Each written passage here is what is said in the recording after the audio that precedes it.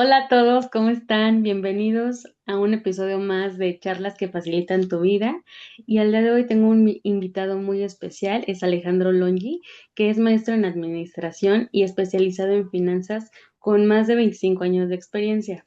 Quiero contarles algo que casi nadie sabe de él y que va muy relacionado con el tema del día de hoy, y es que Alejandro a los 12 años trabajó como leñador para comprarse su primera Atari.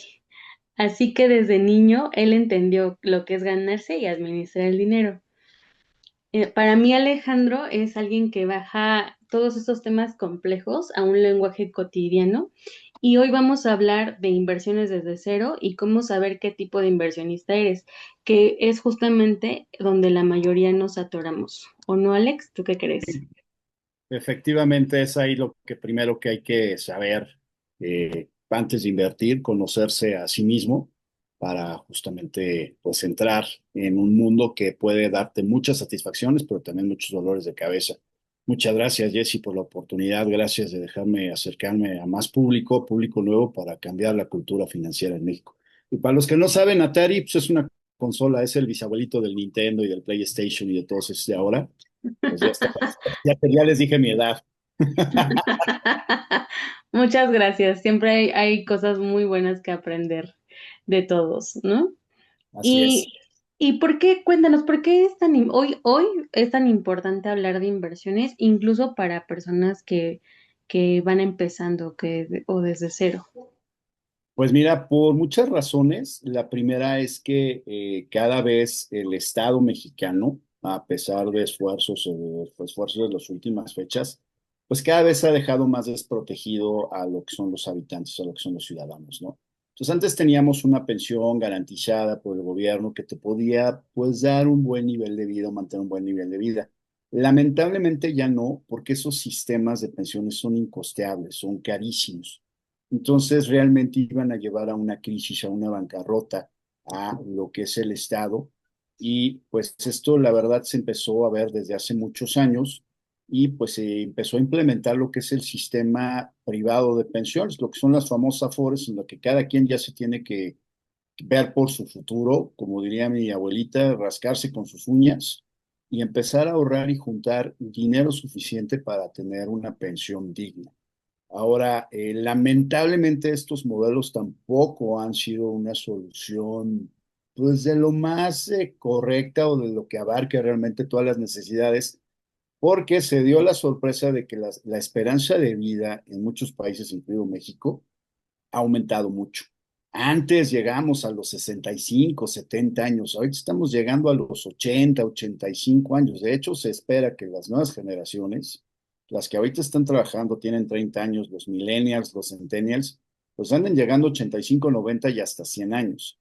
Entonces, imagínate que tú te jubilas a los 65 y tienes todavía 25 años de gastos en donde pues probablemente si te cuidaste, pues tu salud va a medio aguantar, pero no creas que realmente pues va a ser una suerte muy, muy grande si te mantienes muy bien de salud, sino que vas a empezar con achaques propios de la edad más la herencia de tus familiares y que todo eso conlleva gastos.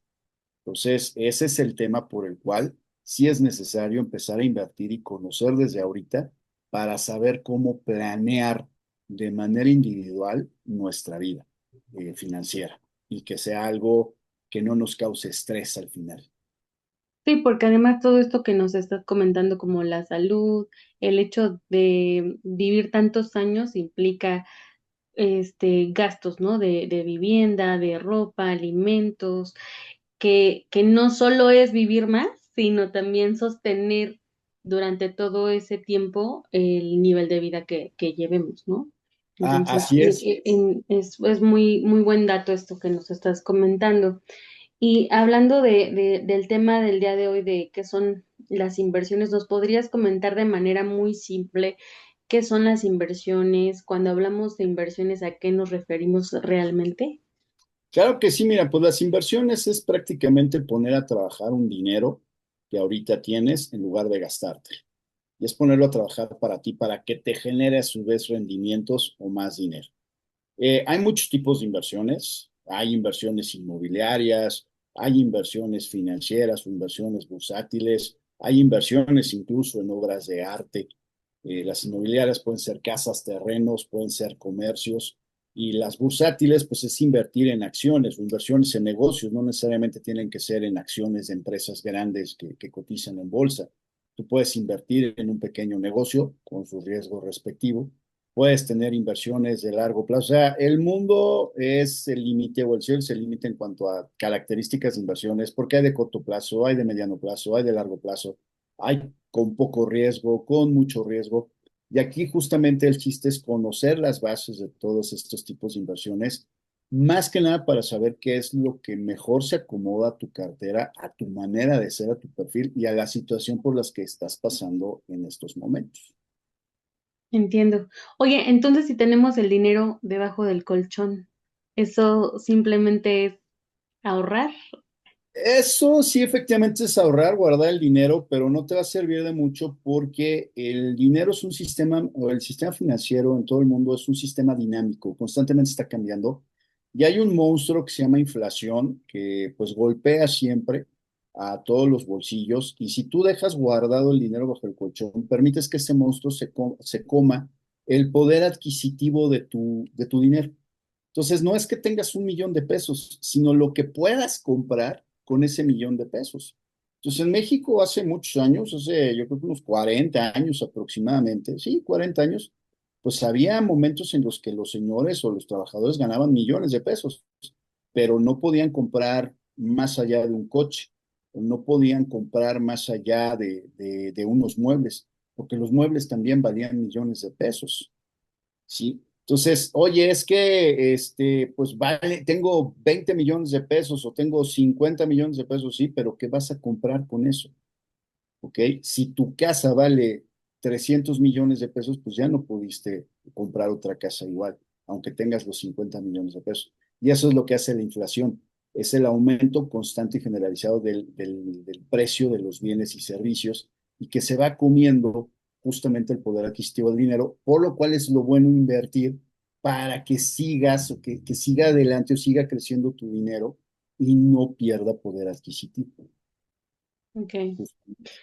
Oye, o ahorita que hablabas de los diferentes instrumentos de inversión, nosotros que vamos a hablar de invertir en fondos de inversión o en cuentas de ahorro, ¿qué errores cometen las personas que van empezando o personas que no tienen información?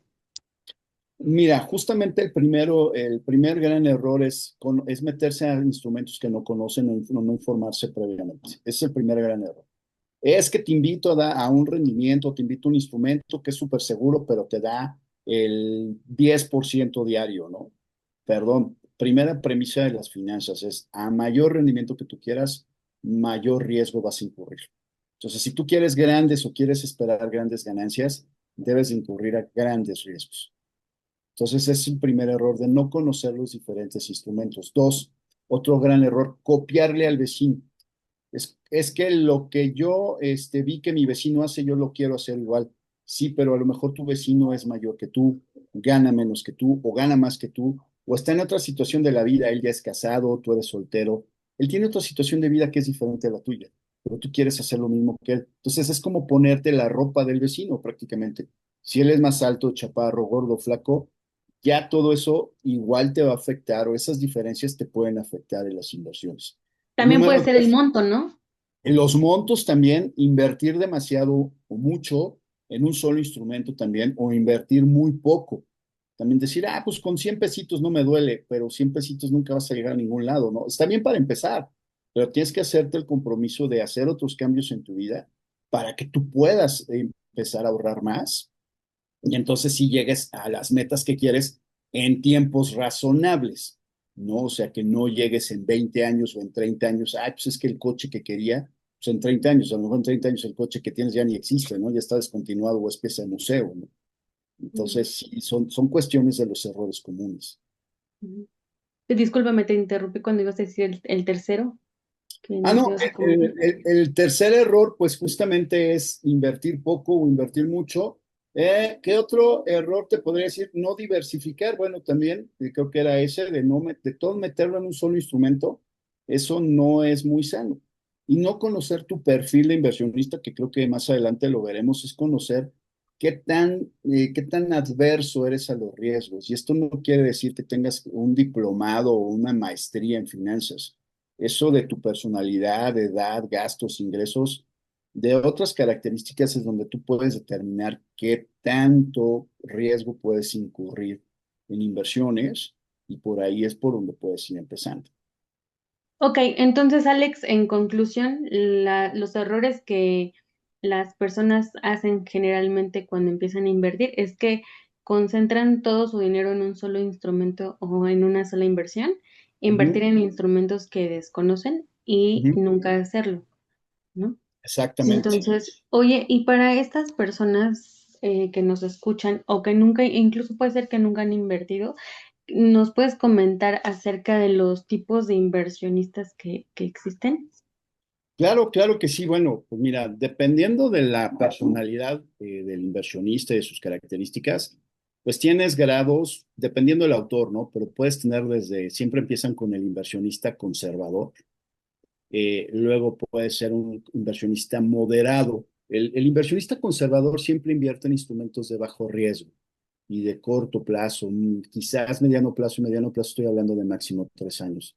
Y de bajo riesgo estoy diciendo pagarés, los certificados de tesorería o fondos de inversión de deuda, que son instrumentos que por lo general su riesgo es muy bajo, mínimo.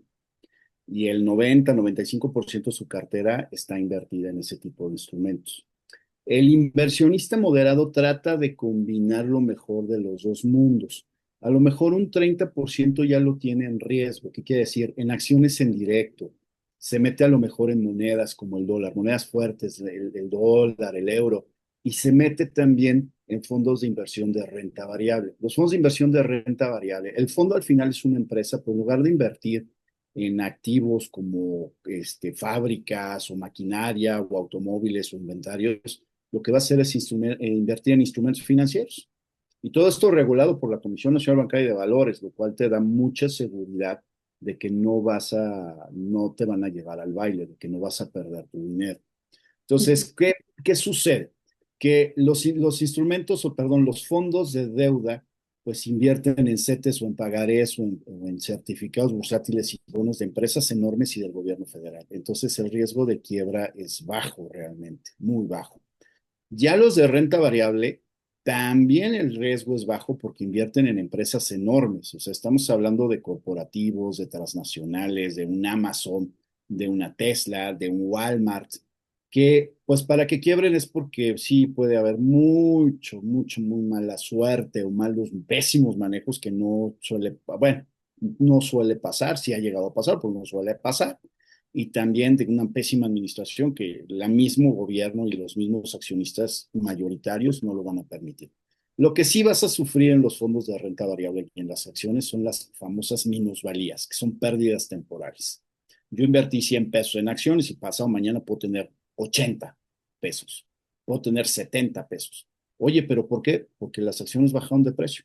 Si yo aguanto estos vaivenes del mercado y voy a una estrategia de mediano a largo plazo, 3 a 5 años, me va a ir mejor que con los instrumentos de deuda. Y eso está comprobado desde hace más de 50 años en análisis, en gráficos, en estudios de universidades, donde se ve que el crecimiento de deuda, pues sí es un crecimiento constante, pero es pausado, es una pendiente positiva, pero muy leve. Y en cambio, lo que son las acciones, sí son fluctuaciones muy fuertes, pero la alza también y la pendiente es mucho más marcada que un crecimiento en deuda. Entonces, los fondos en acciones, pues ya en un instrumento moderado, pues sí, digo, en un inversionista moderado ya pesa un 30, un 40%, 50% en dados casos.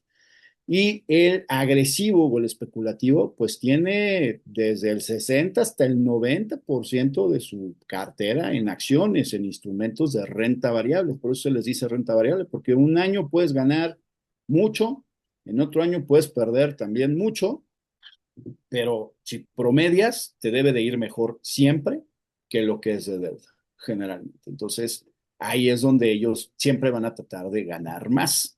Obviamente, pues ya es gente o que sabe de riesgo o que no le importa el riesgo o gente que ya está muy fogueada, yo creo, o sabe de mercados, dice, no importa, hay años buenos, hay años malos, esto es como un negocio.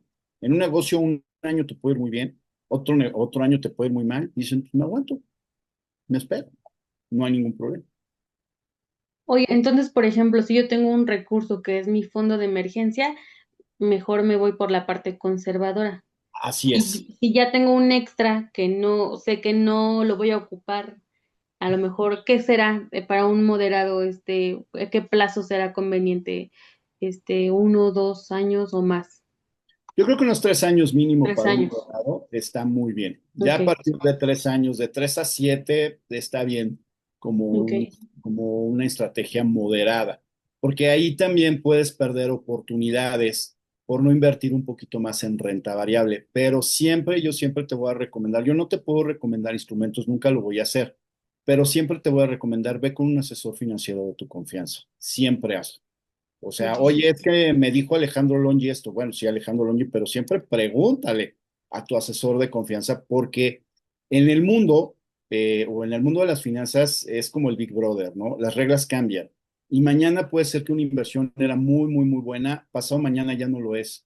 Sobre todo cuando ya son activos de estos muy especulativos como las criptomonedas. Mañana puede ser que te va muy bien, pero pasado mañana se cae y se desploma todo, ¿no? Entonces es que tú me dijiste, pues yo te recomendé que lo vieras, pero siempre acércate primero a un asesor para que te diga si en ese momento es el momento adecuado de invertir en tal o cual instrumento. Siempre.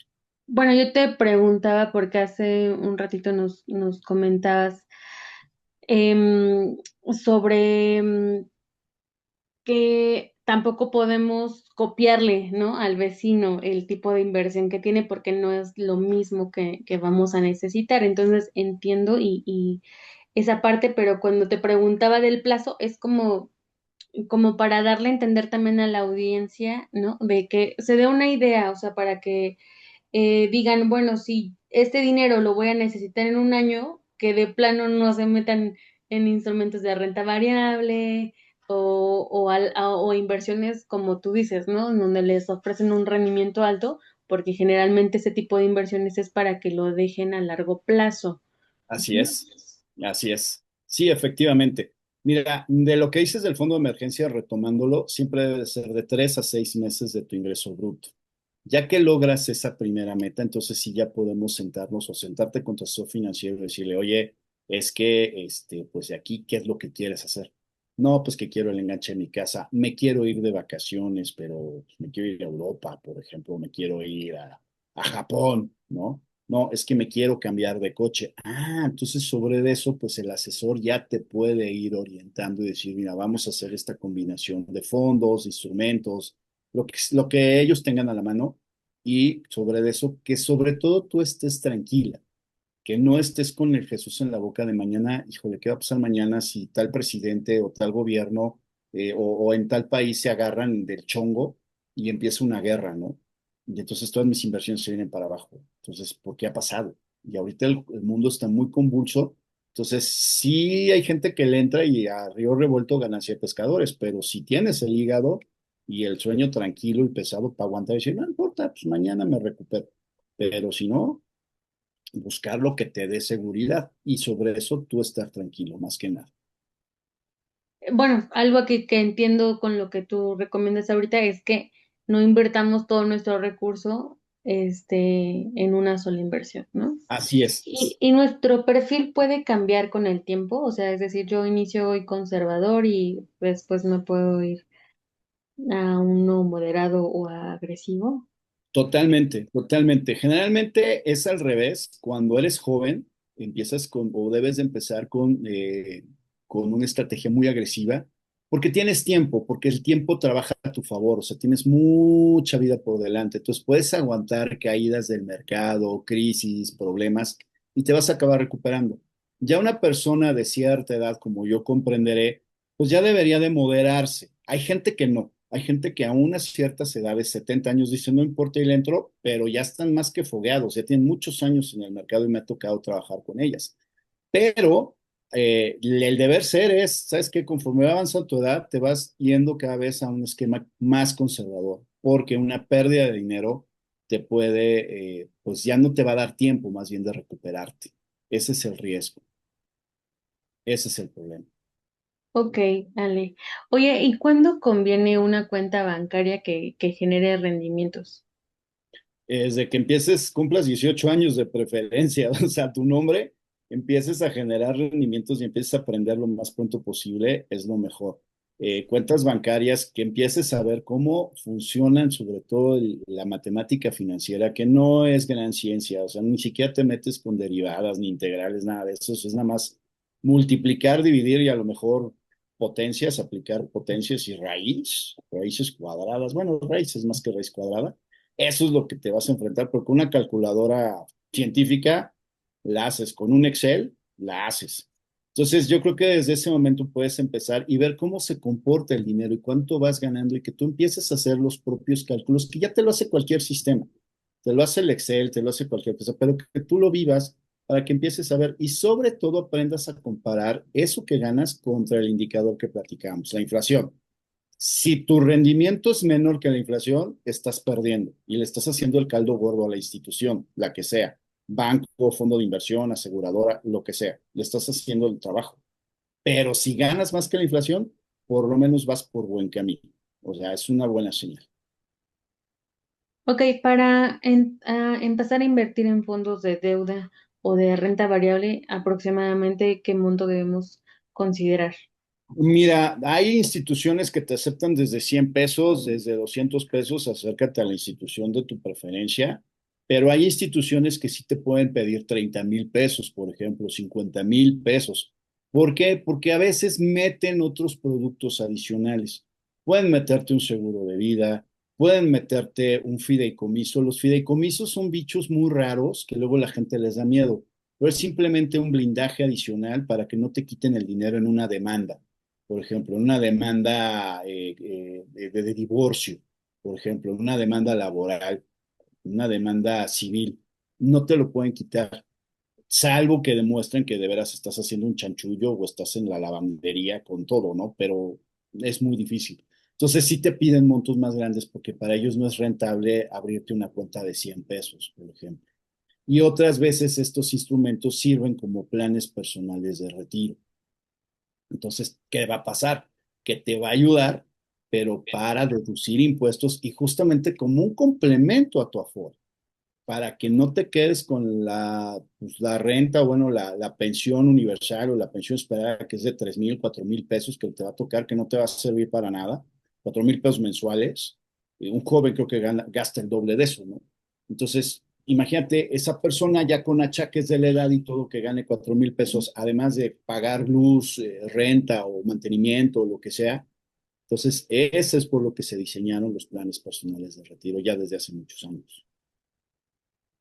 Ok, Ale, muchas gracias. Oye, y bueno, cambiando un poquito el tema, este, ¿qué papel juega la minusvalía o cómo nos puedes explicar qué es la minusvalía en todo este tema de las inversiones? La minusvalía es una pérdida temporal de valor en un activo. Así. ¿Qué puede? El ejemplo es acciones que pues valen 100 pesos ahorita y mañana valen 80. ¿Pero por qué? Porque hubo una noticia que les afectó.